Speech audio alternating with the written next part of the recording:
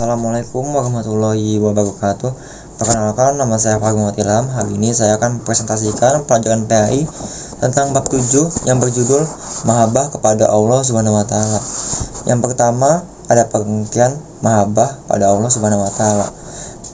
Mahabbah pada Allah Subhanahu wa taala adalah prinsip yang menghubungkan antara hamba dengan Tuhannya, sehingga ia patuh, tunduk, membenci sikap yang menghalangi cintanya, dan sepi hatinya dari sesuatu selain Allah Subhanahu wa taala. Dalil mahabbah kepada Allah Subhanahu wa taala. Dalil mahabbah pada Allah Subhanahu wa taala ada pada surat At-Taubah ayat 24 dan hadis riwayat Bukhari. Yang ketiga, cara mahabbah kepada Allah Subhanahu wa taala. Yang pertama ada mengerjakan perintahnya dan meninggalkan larangannya. Yang kedua ada membaca Al-Quran dan berzikir kepada Allah Subhanahu wa taala. Yang ketiga ada mencintai Allah dan Rasulnya di atas segala sesuatu. Yang keempat ada manfaat mahabbah kepada Allah Subhanahu wa taala. Yang pertama ada menjadikan hati tenang. Yang kedua mendapatkan ridha Allah. Yang ketiga meningkatkan ketakwaan. Dan yang keempat mendapatkan barokah dalam kehidupan. Yang kelima, contoh mahabbah kepada Allah Subhanahu wa taala. Yang pertama ada melaksanakan sholat, yang kedua membaca Al-Quran, yang ketiga mempelajari firman-firman Allah, dan yang keempat mencintai sesama hamba Allah. Dan yang keenam ada penerapan mahabbah kepada Allah Subhanahu wa taala. Yang pertama ada berserah diri kepada Allah Subhanahu wa taala, yang kedua ada mempelajari ilmu agama secara mendalam, yang ketiga adalah menolong agama Allah Subhanahu wa taala, dan yang keempat ada melaksanakan sholat. B. Khauf kepada Allah Subhanahu wa taala. Yang pertama ada pengertian khauf kepada Allah Subhanahu wa taala.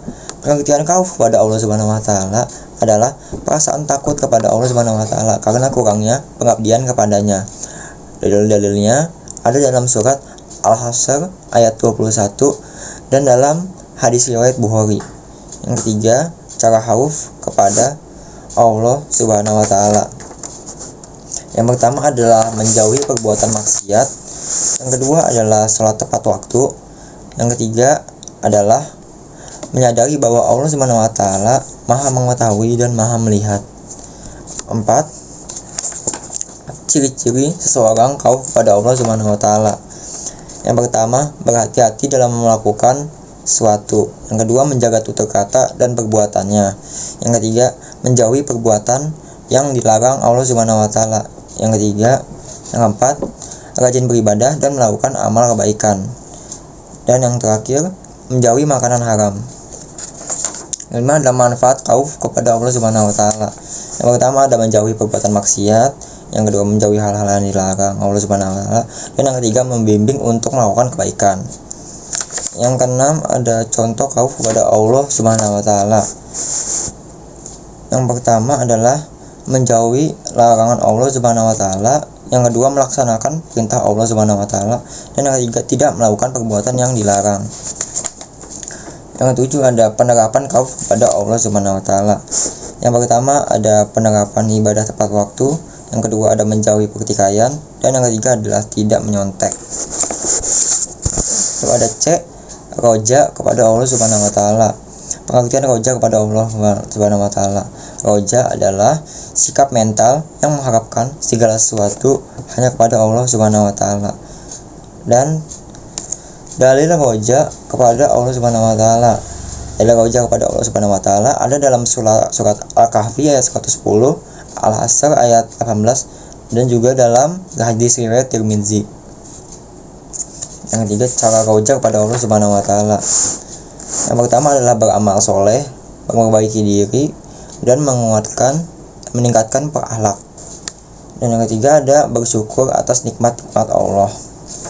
Yang keempat ada ciri-ciri seseorang yang roja kepada Allah Subhanahu wa taala. Yang pertama berusaha bekerja secara halal dan mengharap ridha Allah. Yang kedua bersedekah kepada orang yang membutuhkan dengan mengharap ridha Allah. Dan yang terakhir membantu orang lain tanpa mengharap imbalan, namun mencari ridha Allah. Yang kelima, manfaat roja kepada Allah Subhanahu wa taala. manfaat roja kepada Allah Subhanahu wa taala.